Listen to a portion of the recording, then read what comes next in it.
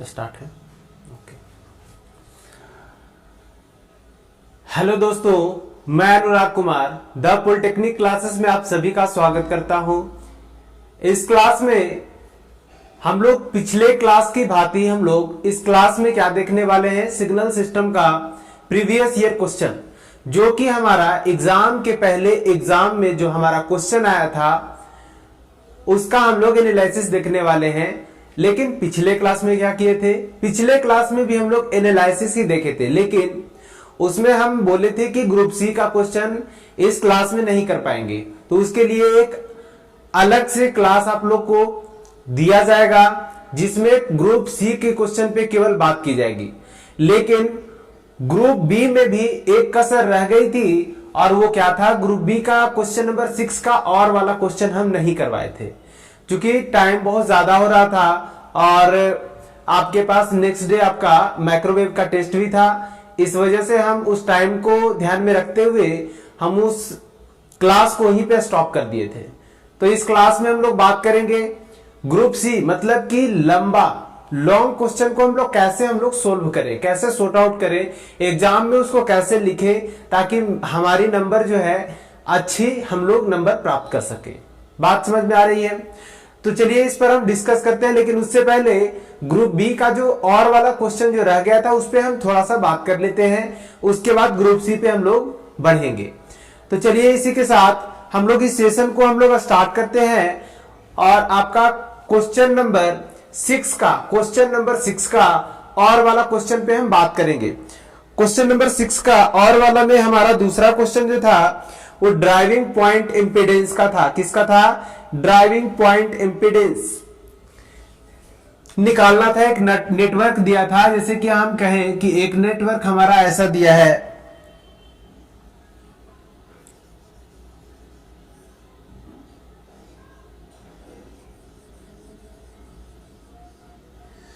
बात को समझना। ये हमारा कैपेसिटर है, कितना है?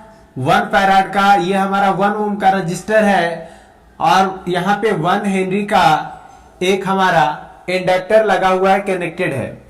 इसका हमें निकालना है जेडएस। बात को समझना, ये क्वेश्चन में पूछ रहा है जेडएस का वैल्यू क्या होगा। Driving point impedance, Z indicates driving point impedance. Z केवल इंडिकेट कर रहा है आपका इंपीडेंस को, लेकिन जेडएस अगर लग गया तो हम कहेंगे ड्राइविंग पॉइंट इंपीडेंस। ये भी एक प्रकार का इंपीडेंस ही होता है। अगर हम इस सर्किट का सिर्फ इंपीडेंस का बात करें तो हमारे पास जेड आएगा, लेकिन अगर हम ड्राइविंग पॉइंट इंपीडेंस का बात करें तो जेडएस आएगा। एस इंडिकेट कर रहा है लैपलास ट्रांसफॉर्म को। बात समझ में आया? एस क्या इंडिकेट कर रहा है? एस डोमेन को, लैपलास ट्रांसफॉर्म। लैपलास ट्रांसफॉर्म सभी का पहले हम कैलकुलेट करेंगे, एस के टर्म में पहले हम निकालेंगे। क्या जानते हैं? एज वी नो दैट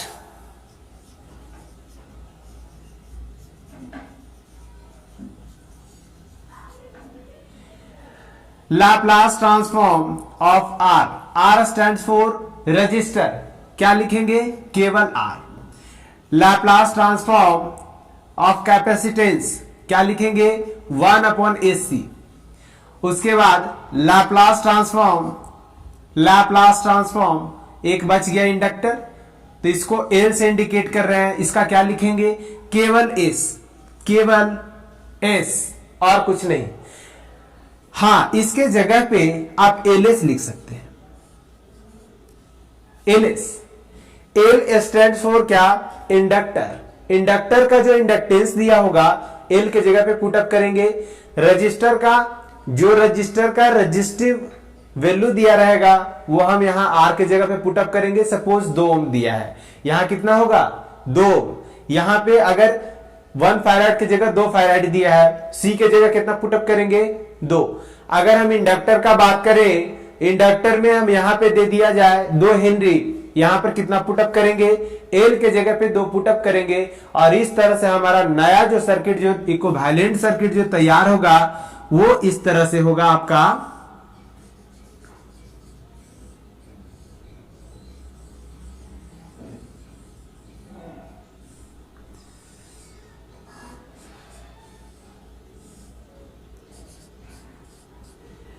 ये देखिएगा 1 ओम कितना आएगा, केवल 1।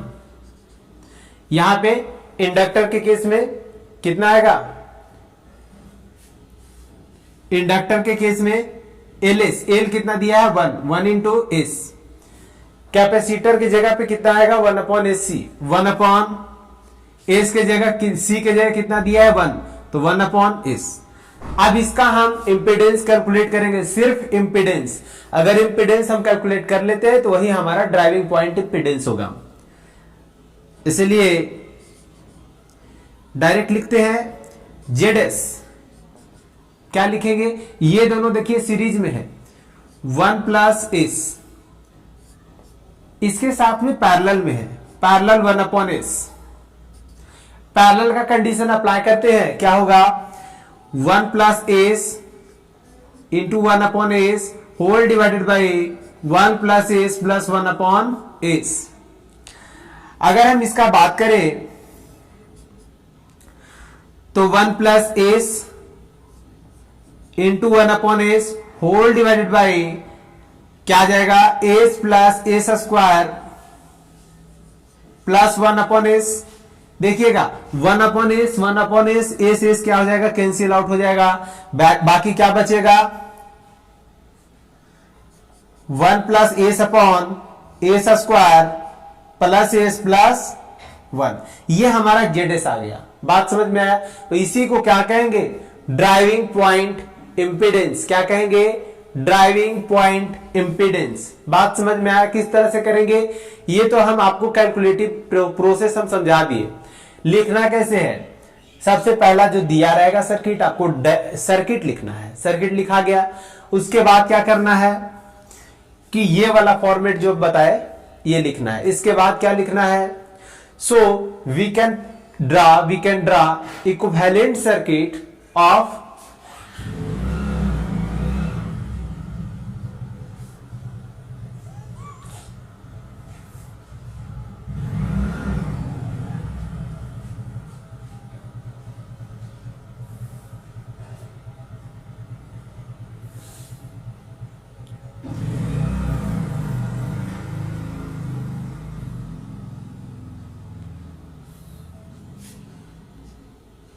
BCDEF।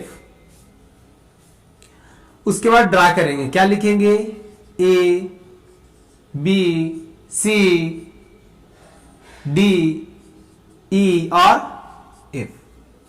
ये हो गया। नाउ इसके बाद लिखेंगे, now we have to calculate the value of ZS। उसके बाद हम लोग ये प्रोसेस करेंगे। ये प्रोसेस करने के बाद हमारे पास ZS जो आ जाएगा, ये हम लास्ट में ही चीज लिखेंगे, ZS इज इक्वल टू, यही आपका रिजल्ट हो जाएगा। इस तरह से आपको एग्जाम में लिखना है। बात समझ में आ गया? चलिए इसके साथ हम लोग नेक्स्ट सवाल पे बढ़ते हैं। अब नेक्स्ट सवाल आपका क्या है, स्क्रीन पे डिस्प्ले हो रहा है, सभी लोग ध्यान देंगे। In the signal flow graph defined the following terms. किसको किसको डिफाइन करना है, नोड को डिफाइन करना है, ब्रांच को डिफाइन करना है, लूप को डिफाइन करना है और मेश को डिफाइन करना है। बात समझ में आया? तो सबसे पहला हम सिग्नल फ्लो ग्राफ हम लोग बनाएंगे, या फिर कहें कि हम डायरेक्ट हम नोड को हम डिफाइन करेंगे, मेश को डिफाइन करेंगे, लूप को डिफाइन करेंगे और एक सिग्नल फ्लो ग्राफ बना करके हम लोग उसमें इंडिकेट करेंगे, बताएंगे कि कौन सा नोड है, कौन सा मेश है, कौन सा लूप है और कौन सा ब्रांच है। बात समझ में आई? सबसे पहला अगर हम पॉइंट का बात करें, नोड। पहला जो है नोड। नोड क्या होता है? Node is a connecting point which is used to connect two branches, two elements is known as node। अगर इसको हम दिखाना चाहें सिग्नल फ्लो ग्राफ में, नोड 1, नोड 2, नोड 3 और ये हमारा ट्रांसमिटेंस है G1 G2 G3 हम यहां से बताएंगे कि इसमें नोड क्या क्या है। In this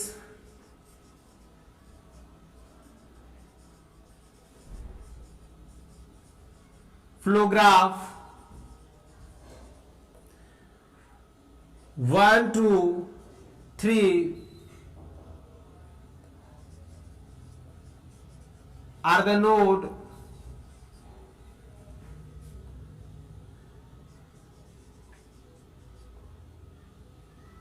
that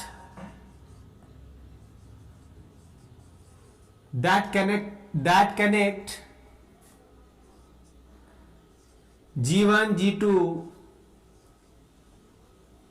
G3 branch.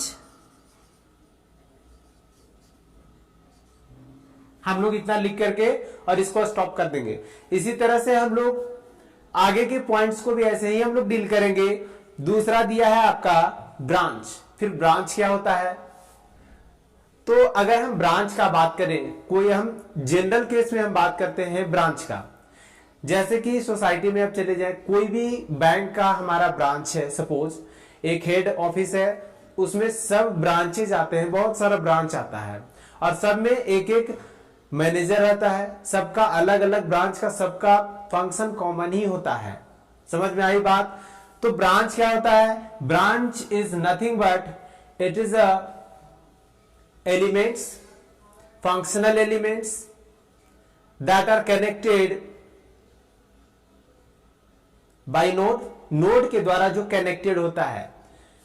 जैसे कि अगर इसमें बात करें तो इसमें क्या ब्रांच कितना हो जाएगा, आप देखिए एक ब्रांच ये हो जाएगा क्योंकि एक एलिमेंट यहां कनेक्टेड है, एक एलिमेंट यहां कनेक्टेड है, एक एलिमेंट यहां कनेक्टेड है, ये नोड 4 हो जाएगा। बात समझ में आया। तो ये क्या है, ब्रांच है, जिसे हम लोग एलिमेंट से हम लोग करें, फंक्शनल ब्लॉक एलिमेंट से हम लोग रिप्रेजेंटेशन दे रहे हैं। और G1 G2 क्या है, इसका ट्रांसमिटेंस है, मतलब कि इसका ट्रांसफर फंक्शन है।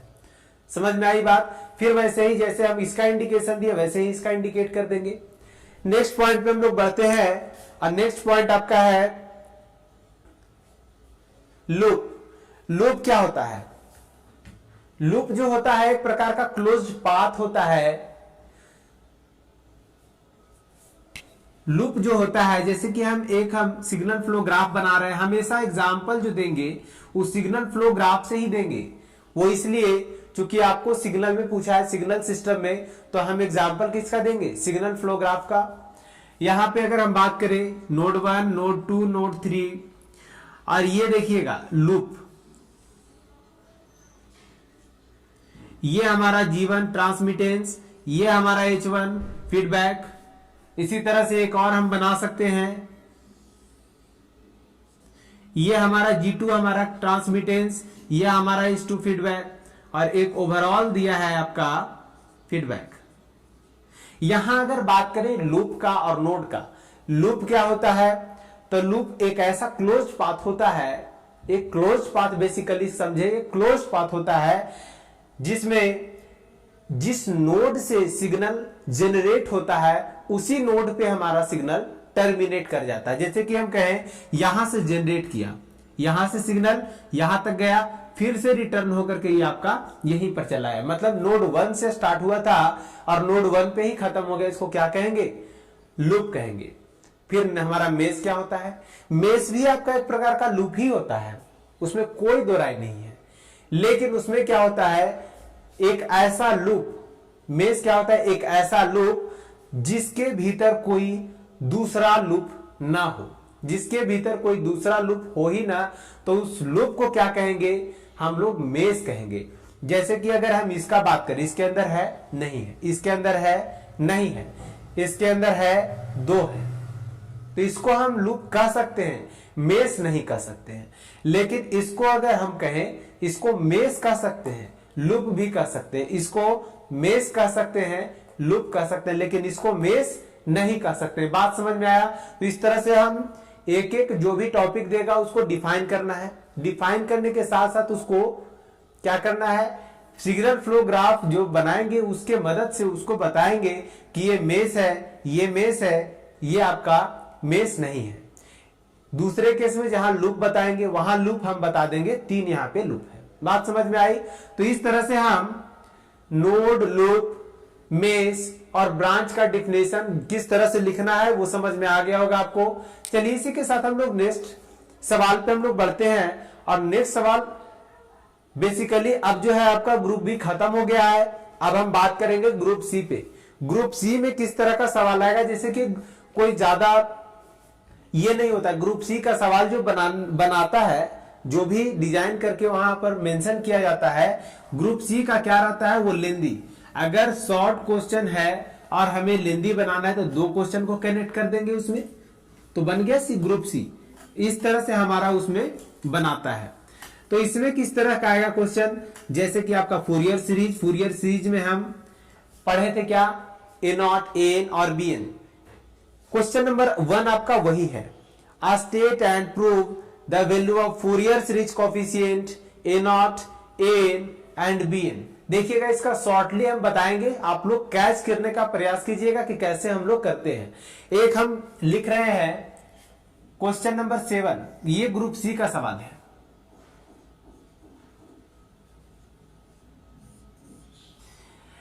ए नॉट का प्रूफ करना है, ए नॉट, ए एन प्रूफ करना है और बी एन आपका प्रूफ करना है। यही अगर 4 मार्क्स में दिया रहता तो ये तीनों में से कोई एक दिया रहता। यहां पर क्या किया है, तीनों। क्यों, ग्रुप सी का सवाल बनाना है ना, तो यहां पर ग्रुप सी में तीनों को प्रूफ करना है। कैसे प्रूफ होगा, हम जानते क्या है, बाय डेफिनेशन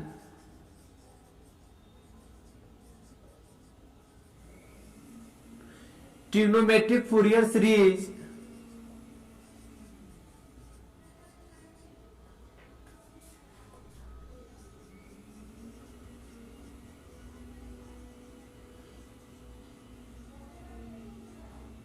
क्या होता है, x t is equal to a naught plus summation n from minus infinity to plus infinity x t into cos n omega naught t plus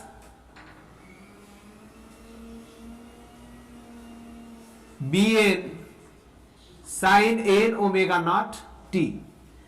बात समझ में आई? ये हमारे पास क्या है, ये हमारा ट्रिग्नोमेट्रिक फूरियर सीरीज होता है।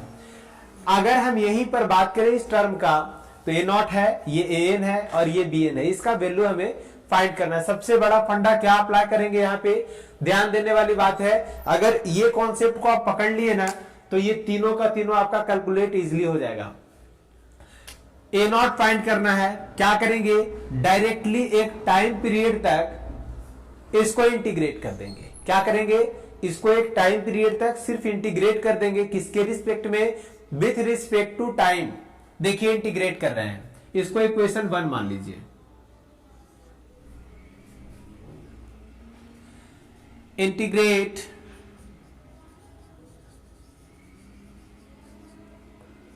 On both side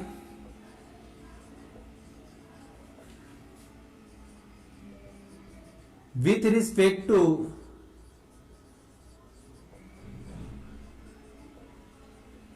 time with taking limit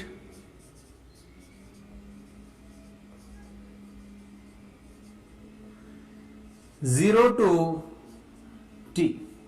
समझ में आ गई?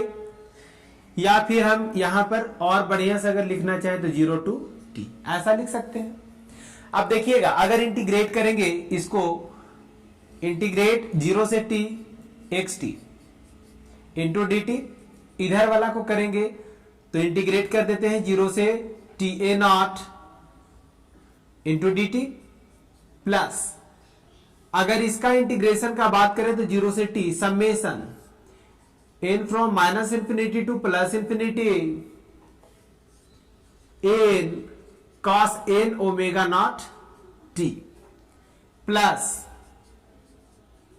bn sin n omega naught t और इसको हम होल पर हम क्या करें, dt चढ़ा रहे हैं, क्योंकि होल पर इंटीग्रेट कर रहे हैं। अगर इसका हम बात करें तो इसको कांस्टेंट हम रहने देंगे, क्योंकि हमारे पास सिग्नल पता नहीं है। तो 0 से t हो जाएगा xt इंटू डी टी। अगर इसका बात करें तो ए नॉट हमारा क्या है, एक डीसी टर्म होता है, तो डीसी का टर्म का हमें इंटीग्रेट करना है, तो क्या होगा, A not T, A not T, limit कहां से कहां तक, 0 से टी तक। बात समझ में आई। इसके बाद इस इंटीग्रेट को हम भीतर भेज रहे हैं, देखिएगा, summation n from minus infinity to plus infinity integration 0 से t n cos n omega naught t plus, फिर से हम इंटीग्रेट कर रहे हैं, क्योंकि हम इसको ब्रेक कर दिए हैं। इंटीग्रेट को किस प्रॉपर्टी के बेसिस पे करेंगे, तो लिनियरिटी प्रॉपर्टी के बेसिस पर भी हम इसको ब्रेक कर सकते हैं। समझ में आ रही बात। तो इसको हम इधर लिखेंगे तो क्या लिखेंगे, bn sine n omega naught t into d t. Limit कहां से कहां तक, 0 से t तक। एक बात का ध्यान रखिएगा, अगर कोई भी पीरियोडिक सिग्नल है उसको एक फिक्स टाइम पीरियड तक हम क्या कर रहे हैं, फिक्स टाइम पीरियड तक हम उसको इंटीग्रेट कर देंगे, तो क्या होगा, उसका रिजल्ट जो होगा आपका वो 0 होता है। पीरियोडिक सिग्नल, कॉस एक पीरियोडिक सिग्नल है, साइन एक पीरियोडिक सिग्नल है। साइन को बेसिकली और कॉस को अगर हम समझे तो ये पीरियोडिक सिग्नल है, दोनों को एक टाइम पीरियड तक इंटीग्रेट कर देंगे तो क्या आएगा हमारे पास जो रिजल्ट आएगा वो 0 आएगा। तो लिख दे यहां, as we know that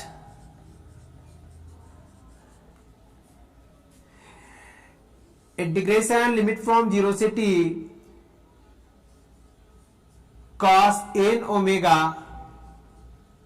not t, और यहां पर भी dt होगा, इस बात का ध्यान रखेंगे, यहां पर भी dt होगा, क्योंकि किसके रिस्पेक्ट में हम इंटीग्रेट करेंगे, तो dt होगा, और यहां पर जो होगा 0 एंड इंटीग्रेशन 0 से t sine n omega naught t into d t. यहां पे an क्या है, इस केस में an हमारा तो कुछ नहीं, एक डीसी टर्म हम मान सकते हैं, यहां पर भी डीसी टर्म मान सकते हैं, लेकिन यहां पर नहीं मान सकते हैं, इस बात का ध्यान रखेंगे। तो हम डायरेक्ट वैल्यू को हम सब्स्टिट्यूट कर रहे हैं, और वैल्यू को जब सब्स्टिट्यूट करेंगे तो ये वाला टर्म दोनों कैंसिल आउट हो जाएगा, इसका 0 और इसका 0। इस केस में अब देखिए बात करते हैं, ये जो है आपका इंटीग्रेशन लिमिट फ्रॉम 0 से t xt into d T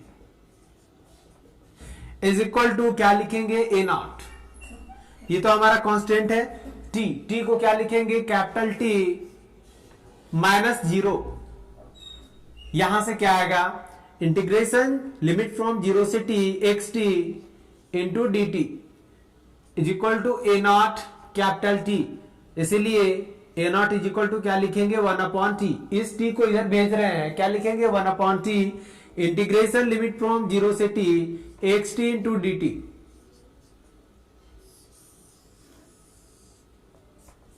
पहला रिजल्ट आपके सामने। अब दूसरे रिजल्ट का बात करते हैं, ध्यान से देखिएगा। दूसरा रिजल्ट का अगर हम बात करें तो अब इसमें क्या करेंगे, cos से मल्टीप्लाई कर दीजिए, इक्वेशन 1 में cos से मल्टीप्लाई कर दीजिए, और क्या करना है, cos से मल्टीप्लाई करने के बाद फिर से इंटीग्रेट करना है टाइम पीरियड तक। उसको इंटीग्रेट करेंगे तो फिर देखिएगा हमारा क्या टर्म बचता है। वैसे इसका रिजल्ट आपको पता होनी चाहिए।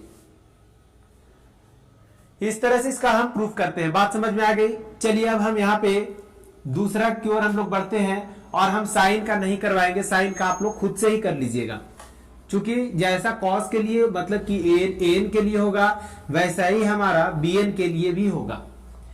देखिएगा,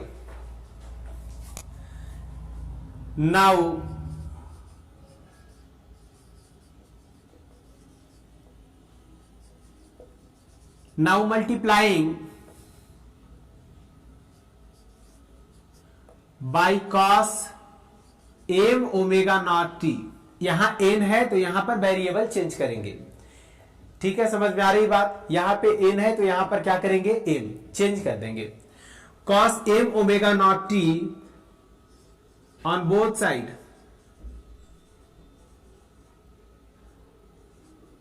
अगर ऐसा करते हैं तो क्या होगा, x T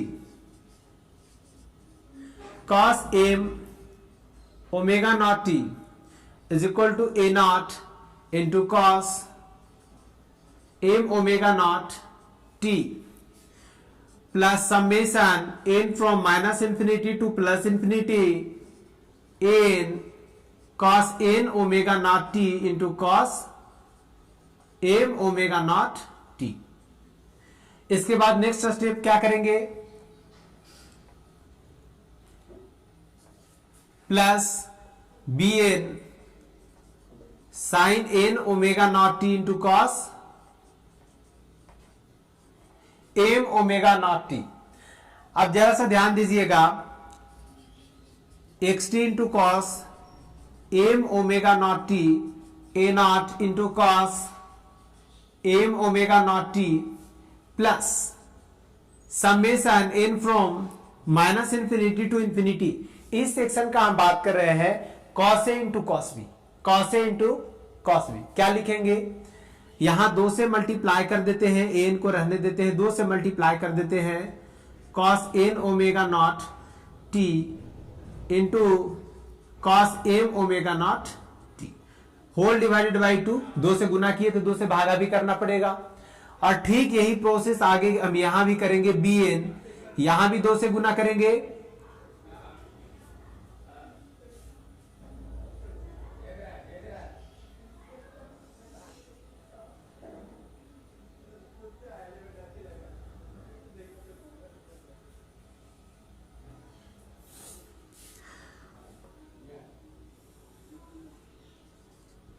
sign n omega naught t into cos m omega naught T.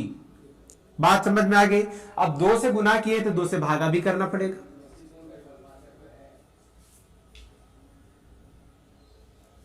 देखिएगा, अब इसको जो है हम इंटीग्रेट करेंगे, इसको क्या करेंगे, इंटीग्रेट करेंगे। इंटीग्रेट कर दीजिए और एक टाइम पीरियड तक, लिख नहीं रहे हैं, डायरेक्ट हम कर रहे हैं, इस बात को समझना। इंटीग्रेट कर देते हैं 0 से t इंटू डी टी, यहां इंटीग्रेट करेंगे 0 से t, यहां भी क्या होगा dt, यहां भी हम इंटीग्रेट कर रहे हैं,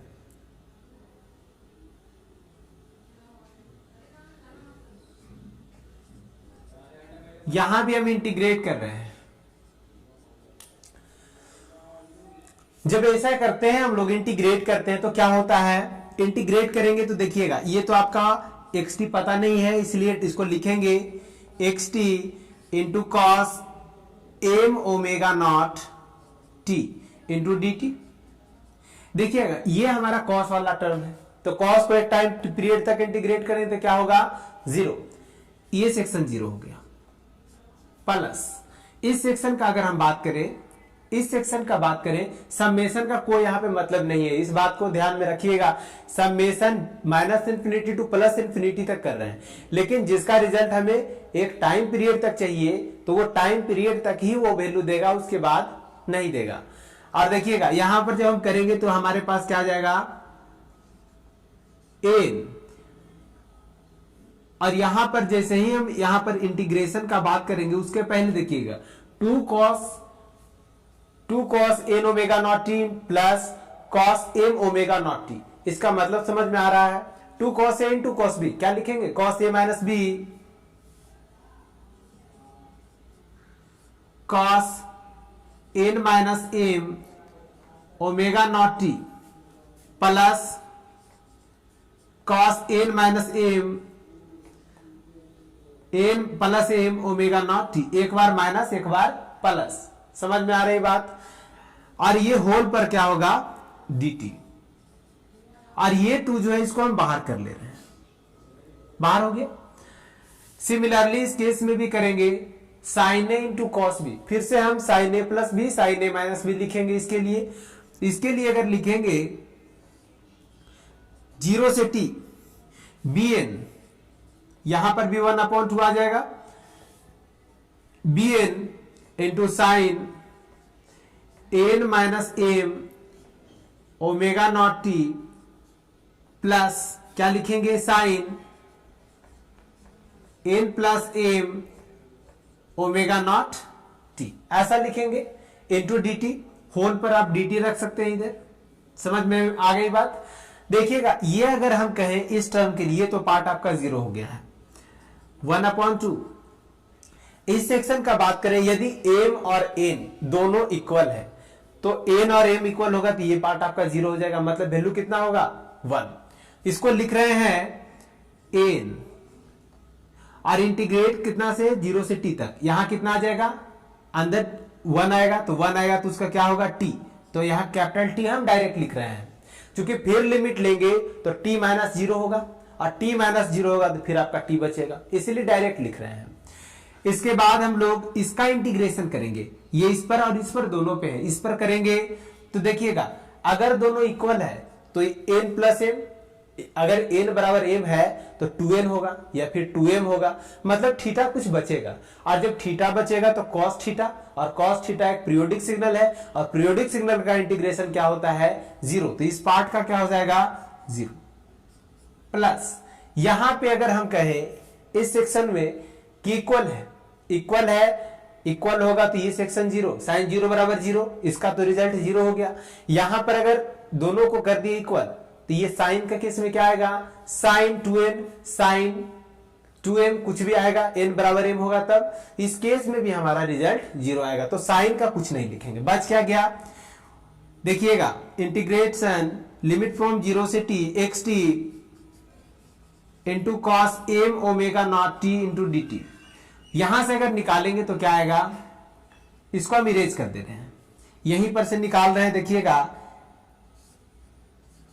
n बराबर ये t बटा 2 है, इधर जाकर के क्या होगा, 2 बटा t होगा, रिवर्स कर जाएगा, और बचेगा क्या, 0 से t x t into cos m omega naught t। एक बात का ध्यान रखिएगा, या आप n रखें, n बराबर m, अगर हम यहां पर कर रहे थे n बराबर m, तो क्या यहां पर हम n नहीं लिख सकते हैं, बिल्कुल लिख सकते हैं। यहां पर हम लिखेंगे साइड में n बराबर m, ये कंडीशन में आपका ये आया है, तो m को हम n से रिप्लेस कर सकते हैं, तो n भी यहां पर आप लिख सकते हैं, या फिर आप यहां पर भी छोड़ सकते हैं, आपको कोई दिक्कत नहीं है। बात समझ में आ गई। इस तरह से इसको हम प्रूफ करते हैं, 2 काम प्रूफ करवा दिए हैं, और एक आपका bn रह गया। bn में क्या करना है वो हम आपको बता देते हैं। bn में आपको क्या करना है, ये देखिए साइन का है, तो साइन m ओमेगा नॉट से मल्टीप्लाई कर देंगे दोनों तरफ, और फिर इंटीग्रेट करेंगे टाइम पीरियड तक, तो उसके बाद फिर आपके पास रिजल्ट आएगा, उसमें क्या होगा, यहां साइन लगा हुआ रहेगा और यहां पर 2 बटा t आएगा। बात समझ में आ गई।